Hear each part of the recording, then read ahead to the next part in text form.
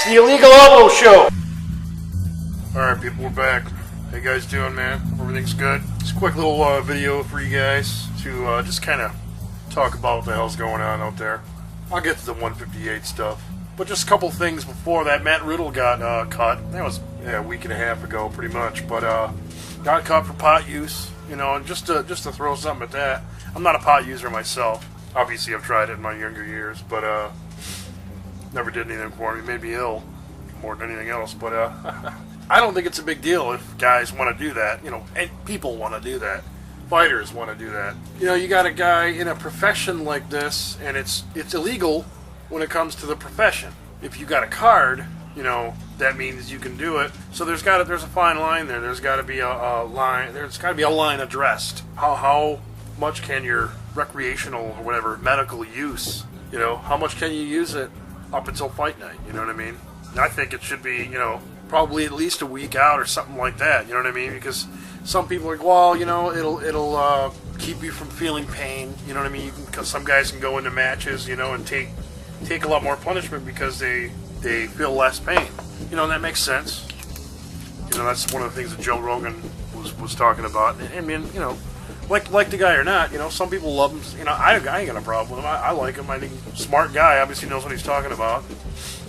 I mean, hell, he's been around in the damn game for years now. But and trains jiu-jitsu with a lot of different people. But it's not really a performance enhancer. You know what I mean? Like as far as offense, you know, and really, you know, moving faster or you know or higher output. You know, it's not really like that. But it could be, you know, like a painkiller. That's what a lot of people are saying. Anyhow, I mean, I can see that. You know, I can certainly you know, respect that or whatever. But you know, and I don't think that when it's time to come, you know, pre-fight testing or whatever, which I think there should be testing all the time. You know what I mean? Random testing. I think it's only fair with all the shit going on, TRTs, STDs. No, I'm kidding. Just with all the shit going on, you know, roids, TRT use, you know, all that shit, man. It's a headache. You know, if people really have to do it, then, you know, you're just not going to be in the UFC. I mean, go to Europe, you know, or go to the, you know, places where they're not going to test for it, you know. LeVar Johnson also tested for high levels of TRT. He's been cut from UFC. Adios, man, you're out of here. It sucks, but, you know, he'll probably, who knows, man, we might see him in a Bellator or something like that. I would not be surprised at all if he gets a little bit of a suspension. It could be, you know, you never know. It could be like a 9-month suspension or something like that, like Diaz had. I think Diaz had a year or 9 months. Hey, quit bugging, man. A little too clingy. A little more self-sufficient, guy. That's my good buddy there, bugging the living shit out of me. Hey, quit bugging. He's probably got to go outside. But anyway, I'm going to get to that and let him outside here. But I just want to run across that to you, man. What do you guys think about the 158? Nate Marquardt getting knocked fudge out by Jake Ellenberger, man. I picked Ellenberger to win, but you know what I mean? I thought, you know what?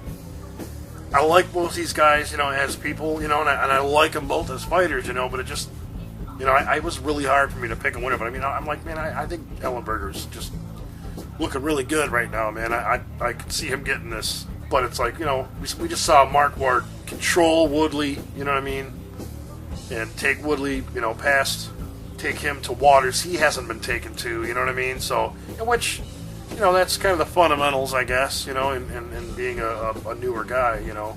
And then Woodley came back and looked amazing in his next fight, you know, which was his first fight in UFC. Looked awesome, man. Learned a lot from that loss, which is great. Moving along, man. Oh, yeah, Mark Hunt. Mark Hunt facing Junior Dos Santos. It was just announced the other day that the winner of that fight is going to be the next in line for the heavyweight belt, man. Title shot. And I'm thinking, you know what, that's kick-ass because it gives, obviously, Junior Dos Santos, if he gets a win, he's back in line, you know, and that's cool. That's, you know, that's as usual. That's how things should be, you know what I mean? But I think it gives a guy like Mark Hunt, which was big in Pride, you know what I mean? You know, big in K1, I should say, and the switch over to Pride, you know, amazing fights, but a lot of his losses were submission losses. He was a K1 guy, you know what I mean? So I think with his performance in UFC these days, you know what I mean, his defense is a little more. He's much more prepared now. You know what I mean? And he looks a lot better, man. He looks really good, I think. In my opinion, I think he looks great lately. And I think it's a really good shot for him because, I mean, he's made strides. You know what I mean? He came off, you know, he came into here first with UFC, you know, they honored the contract out of pride.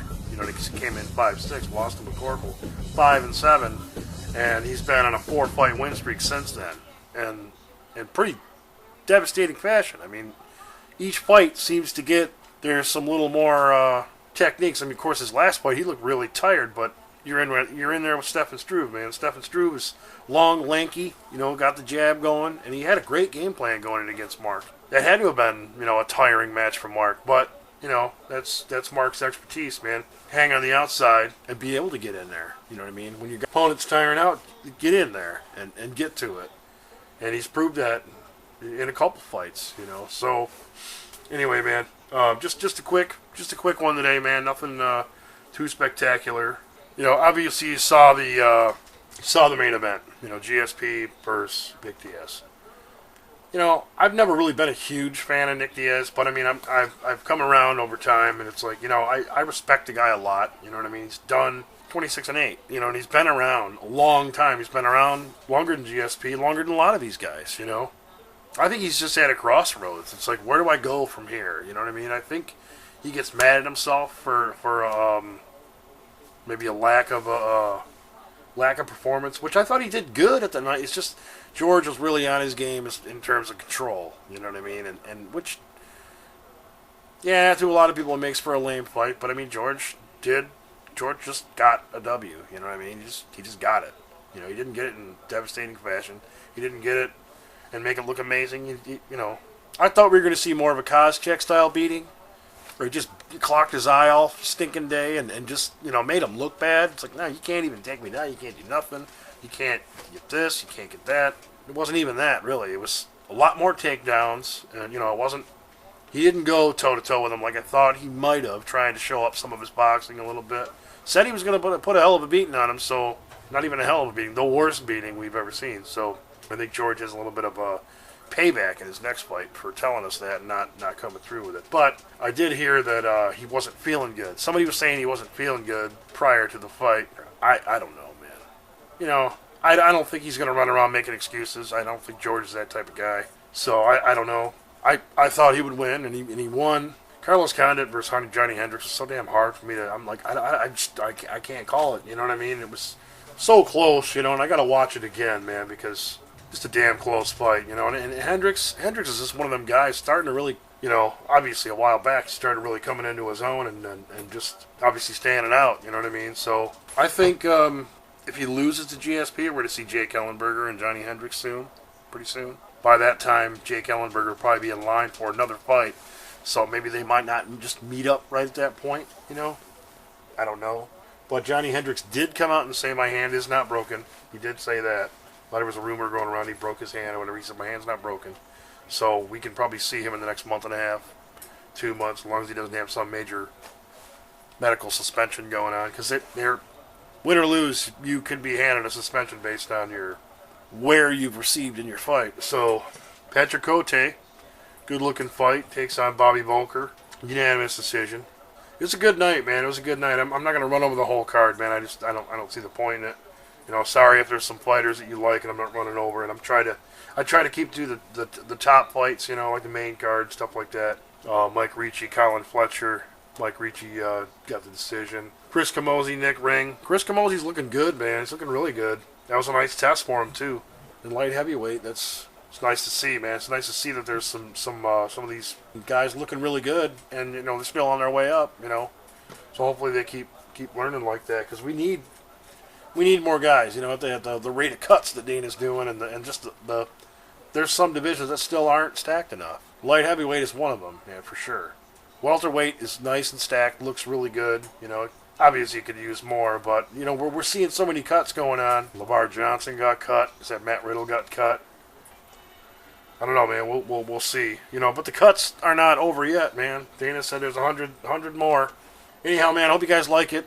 Supposed to be a quick show today. I don't think it went that way, but that's good, I guess. So, all right, we'll see you guys next time, man. More news coming soon. Thanks, man. Take care. Bam! It's the Illegal Elbow Show.